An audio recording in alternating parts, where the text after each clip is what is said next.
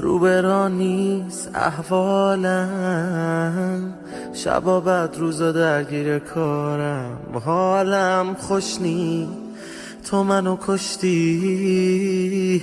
پشت پنجره میشینم و خنده این پشنی، اخما تو هم قصه ها کوهن، انگار مجبورم که ازت دورم. بی تو این شبها چقدر شومن، چقدر رفتارت تأثیر داره رو من.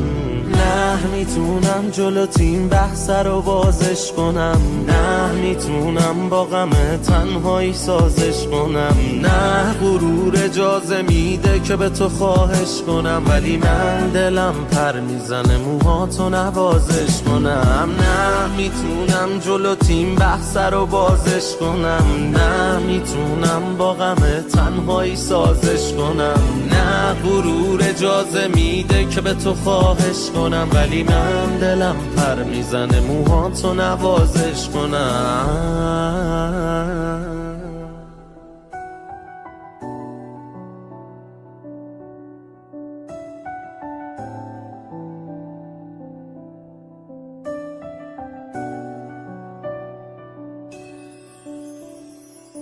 یه چیزی میگم بهت شاید بخندی بهم، شاید اصلا چشاتو باز ببندی بره. یه چیزی میگم فقط در حد گله، اذیت میشم بس که چشمات خوشگله.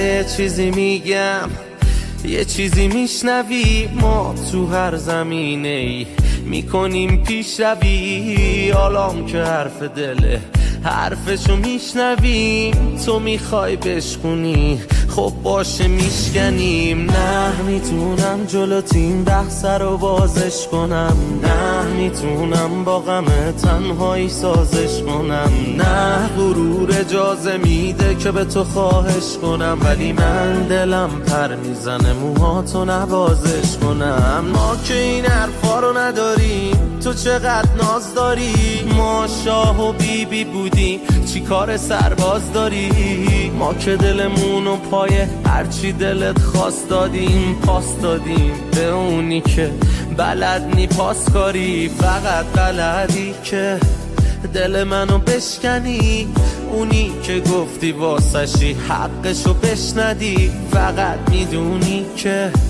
همه چی و عشقمی، ولی نمیتونی یه چیزو انقدر کش ندی. نه میتونم جلو تیم بحث رو بازش کنم، نه میتونم با غم تنهایی سازش کنم، نه غرور اجازه میده که به تو خواهش کنم، نه